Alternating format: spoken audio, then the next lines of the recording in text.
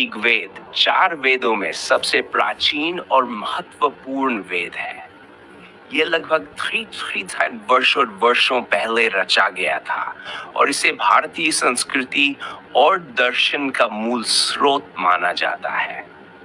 यज्ञ का अर्थ होता है स्तुति या मंत्र और वेद का अर्थ है ज्ञान। अतः ऋग्वेद का तात्पर्य है स्तुति अथवा ज्ञान के मंत्रों का संग्रह।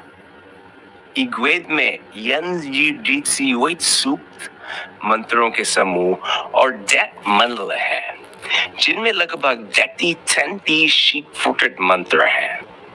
ये वेद संस्कृत भाषा में रचा गया है और इसका अधिकांश भाग काव्य रूप में है। मुख्य विषय वस्तु ऋग्वेद में प्रमुख रूप से प्राकृतिक शक्तियों और देवताओं की स्तुति की गई है। उस समय के लोग प्रकृति को ईश्वर रूप में मानते थे और उसे प्रसन्न करने के लिए यज्ञ और प्रार्थनाएं करते थे। मुख्य देवता और उनकी भूमिकाएं अग्नि, यज्ञ और पवित्रता के देवता जो देवताओं तक हवन पहुंचाते हैं। इंद्र युद्ध और वर्षा के देवता जो असुरों से रक्षा करते हैं। वायुदेव गति और जीवन शक्ति के प्रतीक। सूर्य प्रकाश, ज्ञान और समय के देवता। वरुण नैतिकता और अर्थ, प्राकृतिक और नैतिक नियमों के रक्षक। प्रभात नारी रूप में दिन की शुरुआत की देवी। दार्शनिक वेद केवल देवताओं की स्तुति तक सीमित नहीं है, इसमें कई गहरे दार्शनिक प्रश्न भी उठाए गए हैं।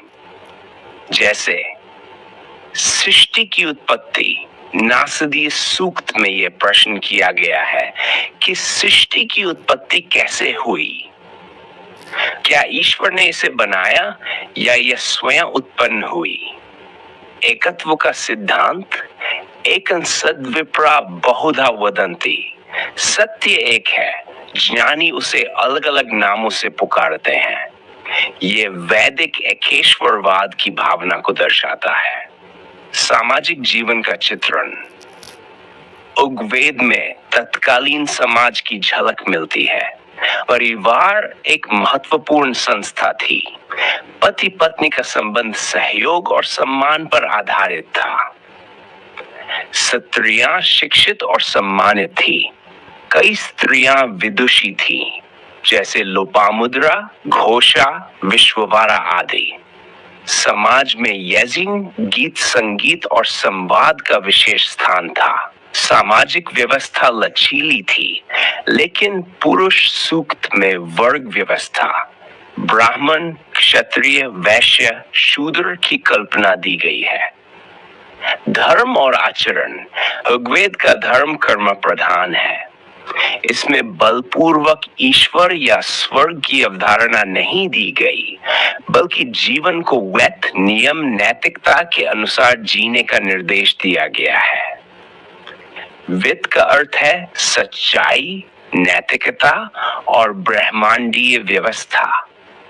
ये बताया गया है कि जो व्यक्ति सत्य, दान और यज्ञ करता है, वह समाज और ब्रह्मांड की व्यवस्था को सुदृढ़ करता है। यज्ञ और कर्म कांड। यज्ञ का महत्व बार बार आता है। यज्ञ का उद्देश्य केवल देवताओं को प्रसन्न करना नहीं था, बल्कि ये एक सामाजिक, नैतिक और आध्यात्मिक कृत्य था। यज्ञ में अग्नि के माध्यम से देवताओं को आह्वान किया जाता है, मंत्रों का उच्चारण किया जाता है, सामाजिक सहयोग और एकता की भावना जागृत होती है। ऋग्वेद की भाषा और शैली।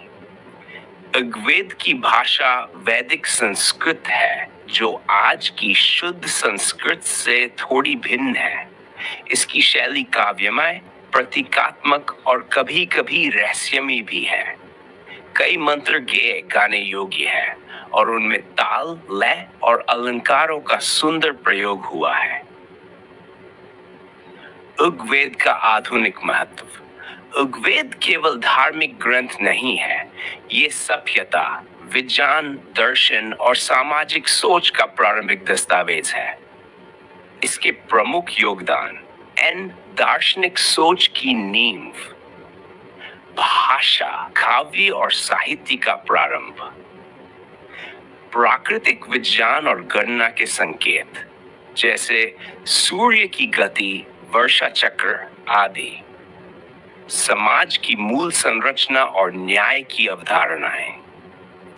ऋग्वेद कुछ प्रसिद्ध संगच्छध्वन संवदध्वन, हम साथ चले, एक मत से सोचें और कार्य करें, सामूहिक एकता और लोकतांत्रिक सोच का प्रतीक। अस्तोमा सद्गम्य तमसोमा ज्योतिर्गमी, असत्य से सत्य की ओर, अंधकार से प्रकाश की ओर ले चलो। आनो भद्रा क्रत्वो यंतु विश्वता, सभी दिशाओं से हमारे पास शुभ विचार आए।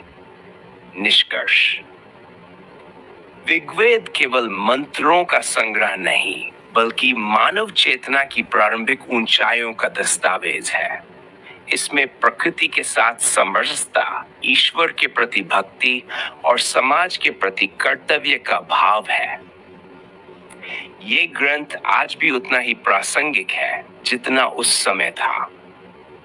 चाहे वह समता की बात हो, वैज्ञानिक सोच की या आचरण की शुद्धता की, ऋग्वेद हर युग को कुछ सिखा सकता है।